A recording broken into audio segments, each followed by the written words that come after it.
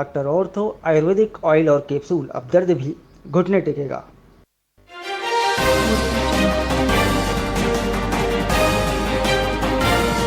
हुआ पेश, वित्त मंत्री ओपी चौधरी ने बजट पेश किया। वित्त मंत्री बोले विकास को गति देगा सप्लीमेंट्री बजट।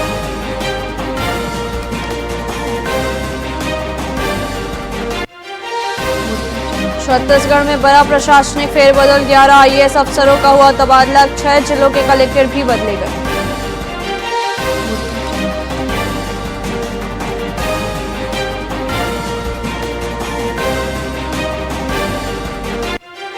रायपुर धमतरी तक फिर चलेगी रेल, मार्च 2026 से मिलेगी सर्विस। ब्रॉडगेज रेल लाइन का काम 90% पूरा।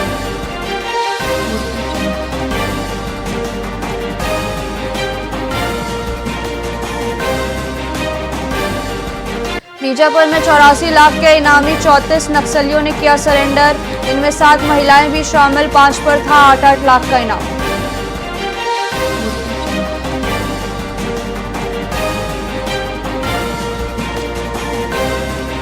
जीपीएम के 3 शिक्षकों का उज्जैन में हुआ सम्मान, शिक्षा शिल्पी अवार्ड से नवाजा गया, नवाचारों के लिए किया गया सम्मान।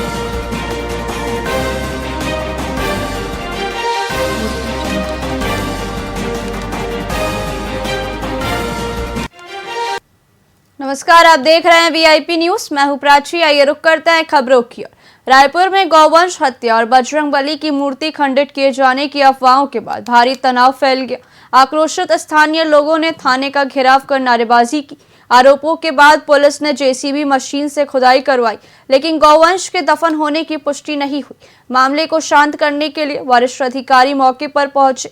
पुलिस ने शांति बनाए रखने के लिए अतिरिक्त बल तैनात किया है और पूरे मामले की जांच की जा रही है। जी, यहाँ पे टिकरापारा क्षेत्र अंतर्गत धर्मनगर है।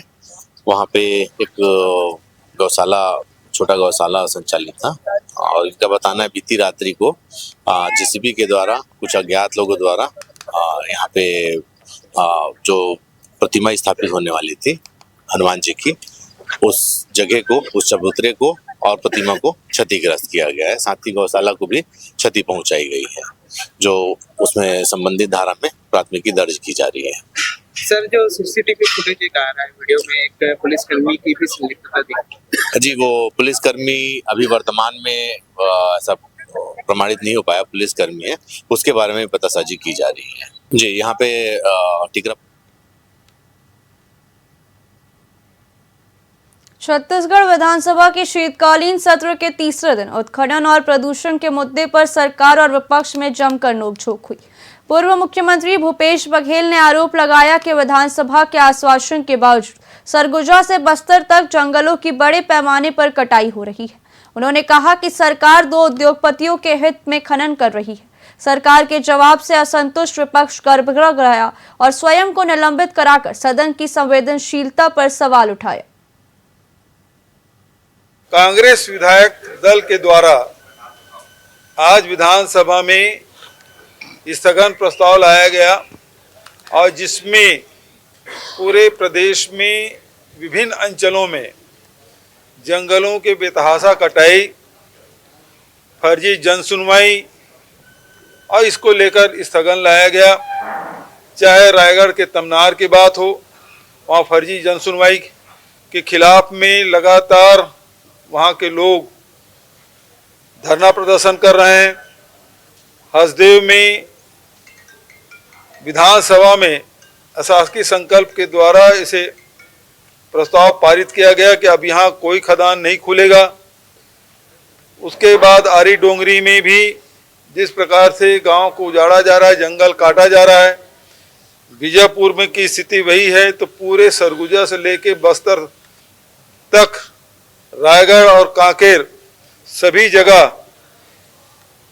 जंगल काटे जा रहे हैं और इसके खिलाफ में स्थगन लाया गया और मंत्री जी के द्वारा गलत बयान भी किया गया, गलत जानकारी भी दी गई और इतने हड़बड़ाए हुए थे कि पेड़ की संख्या भी 17.8 पेड़ लगाए गए। ये बात भी विधानसभा उन्होंने कहा। हमारे इतने गंभीर उत्तर के उत्तर में मंत्री जी बस्तर ओलंपिक की बात कर रहे हैं, और यहाँ गुरु घासीदास अभ्यारण्य की बात कर रहे हैं, वो तो पहले से बना हुआ है। और खेल कूद से जंगल कटाई क्या संबंध हो सकता है? लेकिन इस गंभीर विषय को पर सरकार कितने संवेदनशील है, ये बात दिखाई दे रहा है। कांग्रेस बीजापुर जिले में एसआईआर के माध्यम से करीब 38,000 मतदाताओं के नाम काटे जाने का मामला सामने आया है। कांग्रेस विधायक विक्रम मंडावी ने इसे गंभीर बताया और दोबारा एसआईआर कराने की मांग की। उन्होंने कहा कि नक्सल प्रभावित क्षेत्र में यह कदम चुनाव प्रक्रिया पर असर डालेगा और सभी राजनीतिक दलों से चर्चा जरूरी है। साथ ही विधायक ने बिजली दरों में बढ़ोतरी और स्मार्ट मीटर को लेकर भी सरकार पर सवाल उठाए। आरोप लगाया कि यह उद्योगपतियों को फायदा पहुंचाने के लिए किया जा रहा है। नहीं, देखिए, पहली बात तो ये जो 38,000 नाम कट रहा है, ये क्यों कट रहा है, किस परिप्रेक्ष्य में कट रहा है, इसको प्रशासन को राजनीतिक दलों से बात करना चाहिए। वास्तव में जो 38,000 नाम काट रहे हैं, क्या वो सही है या नहीं है? तो बहुत सारे इसमें बातें हैं। तो प्रशासन को राजनीतिक दलों के साथ बैठकर विचार विमर्श करना चाहिए कि 38,000 कौन है, वर्तमान में कहां पर है और किस परिप्रेक्ष्य में नाम काटा जा रहा है, इसको लेकर राजनीतिक दलों से बात करना चाहिए। मैं उस क्षेत्र का विधायक होने के नाते मैं इन जो 38,000 नाम काटा उससे मैं संतुष्ट नहीं हूं।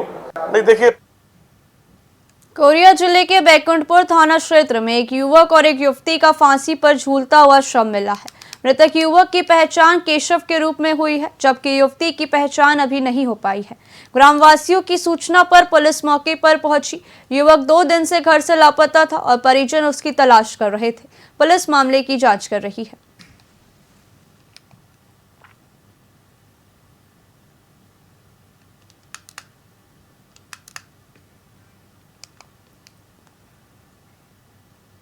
बेमेतरा जिला मुख्यालय स्थित कलेक्टर कार्यालय में हनी कश्यप पर एक किसान ठाकुर राम साहू से अवैध वसूली का गंभीर आरोप लगाया है। किसान से B1 के नाम में लगान राशि बढ़ाने के नाम पर 1,220 रुपए नगद वसूल किए गए थे। किसान की शिकायत को कलेक्टर ने गंभीरता से लिया और तत्काल जांच के बाद बाबू से पूरी रकम वापस कराई। हालांकि इस घटना ने सरकारी दफ्तरों में चल रही अवैध वसूली पर एक बार फिर गंभीर सवाल खड़े कर दिए हैं। संज्ञान में दिखा रहे सर, उसके लिए तो मैं चक्कर काट रहा हूँ कलेक्टर तहसीलदार सभी विभागों को करते हैं। तो शिकायत में जनदर्शन में दिया था मंगलवार को, उसी के जांच जो पिछले उससे 15 दिन पहले दिया था, उससे किसी जांच के लिए करके मेरे को फोन में लगा बुलाया कश्यप की 74 नंबर फोन नंबर 74 में आप आ जाइए कलेक्टर में, आपका शिकायत किए थे कलेक्टर से, उनका उसी संबंध में पूछताछ करना है करके।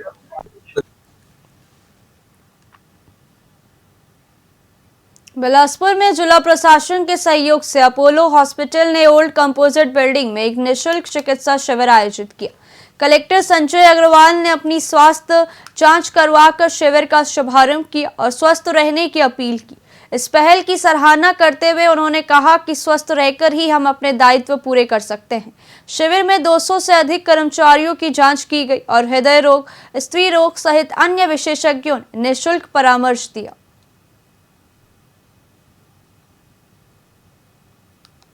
हमारा प्रमोशन, हमारा ये चेकअप के साथ ही एसीआर जाती है हमारी, उसमें लिखा रहता है एसीआर में कि आपने कंप्लीट चेकअप कब कराया, तो वो इसका एक पार्ट ही है। तो हमें अगर हमारे एसीआर में नहीं है तो भी हमें उस चीज़ को अडॉप्ट कर लेना चाहिए कि मुझे एक बार साल में कंप्लीट चेक कराना है। ये जीवन बहुत महत्वपूर्ण है। कई बार हम लोग लापरवाही करते हैं, कई बार काम का लोड होता है। कब हम लापरवाही करते हैं और कब काम का लोड होता है, ये हमसे बेहतर कोई नहीं जानता, स्वयं से बेहतर कोई नहीं जानता। भिलाई में 25 से 29 दिसंबर तक जयंती स्टेडियम के पास दिव्य हनुमंत कथा का भव्य आयोजन होने जा रहा है। विश्व प्रसिद्ध पंडित धीरेन्द्र कृष्ण शास्त्री कथा सुनाएंगे और 27 दिसंबर को विशेष दिव्य दरबार लगेगा। इस बड़े आयोजन के लिए आज ध्वज पूजन किया गया, जिसमें प्रदेश के गृह मंत्री विजय शर्मा और जगदलपुर विधायक किरण सिंह देव शामिल हुए। सामूहिक हनुमान चालीसा पाठ के साथ ध्वज फहराया गया, जिससे माहौल भक्तिमय हो गया। मैं सभी हमारे नगरवासी भिलाई के और हमारे दुर्ग जिले के संपूर्ण छत्तीसगढ़ के सभी श्रद्धालुओं से मेरा आमंत्रण स्वीकार करें और हमारे 5 दिवसीय कथा का श्रवण करें। हनुमंत कथा पंडित धीरेन्द्र कृष्ण शास्त्री जी जो सनातन ध्वजा को लेकर के विश्व भ्रमण पे हैं, तो उनकी कथा का श्रवण करें। भिलाई वासियों से और दुर्ग वासियों से, छत्तीसगढ़ वासियों से यही मेरी गुजारिश है। शामिल हुए थे और ये परम सौभाग्य का विषय है और ये सौभाग्य आदरणीय हमारे राष्ट्रीय उपाध्यक्ष सुश्री शरद पांडे जी ने, राकेश पांडे जी, उनके परिवार ने हमको दिया कि आज ध्वजारोहण के उसमें और हमको ऐसे महत्वपूर्ण कार्यक्रम में और हम लोग आ सके, इसके लिए धन्यवाद है पूरे परिवार भिलाई के जितने भी हैं और सभी सनातन भाइयों को और सभी परिवार को बहुत बहुत मैं अभिनंदन करता हूँ। यहाँ आगमन होने वाला है, यहाँ उनका प्रवचन और अन्य कार्यक्रम होने वाले हैं। इन समस्त धार्मिक अनुष्ठानों के प्रारंभ में अभी ध्वज को आरोहित करके और कार्यक्रम का शुभारंभ किया गया है। यहाँ काम प्रारंभ किया गया है। मैं सभी मनेन्द्रगढ़ के पौड़ी थाना परिसर में उस समय हड़कंप मच गया जब व्यक्ति ने थाने में पदस्थ आरक्षक विनय तिवारी को वर्दी उतरवाने की धमकी दी। आरक्षक ने आरोप लगाया कि व्यक्ति ने परिसर में घुसकर गाली गलौज की और बड़े नेताओं से पहचान होने का आरोप दिखाया। इस गंभीर मामले को लेकर आरक्षक तिवारी ने पौड़ी थाना प्रभारी को लिखित आवेदन देकर तत्काल कार्रवाई की मांग की है।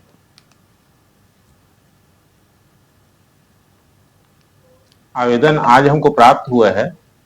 आवेदन के क्या तथ्य हैं उसको हम पहले जांच करेंगे। जांच के उपरांत जो नियम के तहत जो रहेगा कार्रवाई करेंगे। नहीं लगता कि उस पर तत्काल कार्रवाई की जाए? कर रहे हैं तत्काल उसका जांच जो है कर दिए हैं स्टार्ट और यहाँ हमारा कैमरा लगा हुआ है, उसका भी फुटेज लगवाएंगे। आगे जो नियम के तहत रहेगा कार्रवाई करेंगे।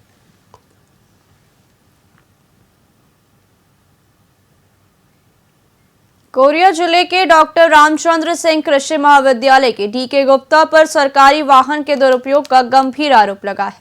आरटीआई से पता चला है कि उनकी टाटा सुमो गोल्ड ने महज 1 साल में करीब 48,000 किलोमीटर का सफर तय कर लिया। सरकारी छुट्टियों में भी यात्राएं दर्ज होने से लगातार सवाल उठ रहे हैं। डीके गुप्ता ने हालांकि इन तथ्यों से इंकार किया है, लेकिन यह मामला अब सरकारी ईंधन की बर्बादी और प्रशासनिक जवाबदेही पर गंभीर प्रश्न खड़े कर रहा है। मामले की उच्च स्तरीय जांच की मांग की जा रही है। भाई देखिए, हमारा भी जहाँ रहने का जो जगह है वो भी शहर में है, शहर से यहाँ दूर है। वो तो गाड़ी उसमें दिखाता होगा आने जाने का, क्योंकि लागू भरना रहता है। और दूसरा क्या है कि जो भी यात्रा होती है विश्वविद्यालय के नियमानुसार और विश्वविद्यालय के परमिशन के आधार पर होती है। और हमारे जितने भी सेंटर हैं, जैसे रायपुर है, हमारा मीटिंग के दौरान अक्सर हमको जाना पड़ता है। दूसरा हमारा लोहारी परिक्षेत्र भी है जो यहाँ से दूर है, हमको उसको फ्रिक्वेंटली मॉनिटरिंग करना पड़ता है। दूसरा जोन हमारा अंबिकापुर है, सेंटर जोन अंबिकापुर भी हमको जाना पड़ता है। एग्जाम के काम से हमको जसपुर भी जाना पड़ता है। और दूसरा हमारा परिक्षेत्र लोहारी होने के कारण हमारा दूसरा जिला एमसीबी भी है। एमसीबी में भी हमको कई कार्यों से कलेक्टर से मिलने या किसी और कार्य से हमको जाना पड़ता है, तो इसलिए चला होगा। एमसीबी में जाना पड़ता है तो एमसीबी का तो जो रिकॉर्ड है उसमें जिक्र नहीं है। एमसीबी में हम एमसीबी में आता, लोहारी तो हमारा एमसीबी आता है ना। भाई देखिए,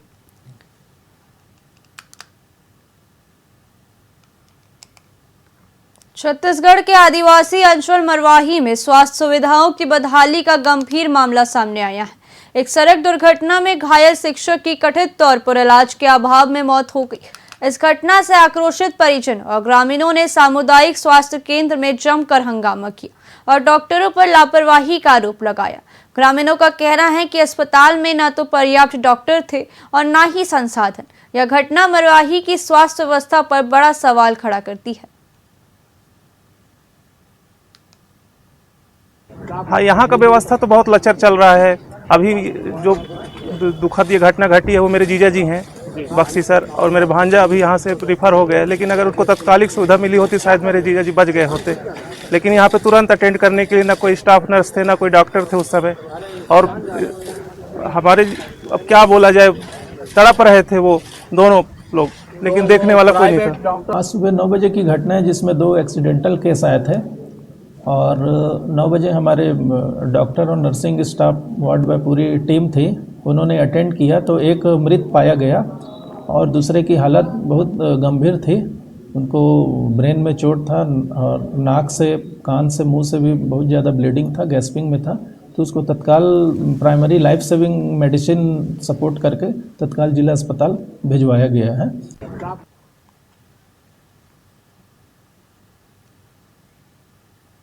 छत्तीसगढ़ पुलिस मुख्यालय ने कांस्टेबल भर्ती प्रक्रिया को पूरी तरह पारदर्शी बनाने के लिए एक बड़ा कदम उठाया है।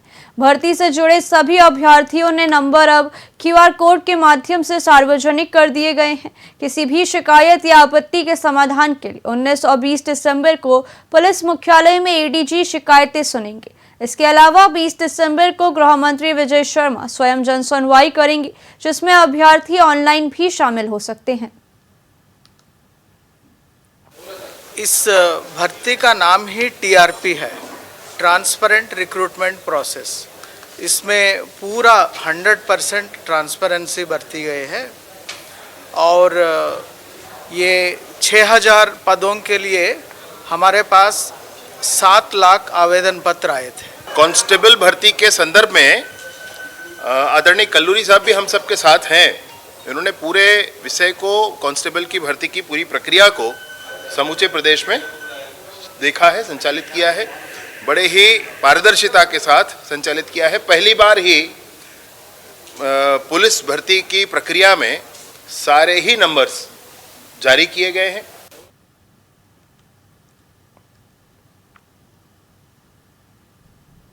विधानसभा के शीतकालीन सत्र के तीसरे दिन APL से BPL राशन कार्ड परिवर्तन के मुद्दे पर सदन में जमकर हंगामा हुआ। भाजपा विधायक सुशांत शुक्ला ने अपने ही सरकार पर सदन को गुमराह करने का आरोप लगाया। वरिष्ठ विधायकों ने इसे गंभीर विषय बताते हुए विस्तृत चर्चा और हाई पावर कमेटी से जांच की मांग की।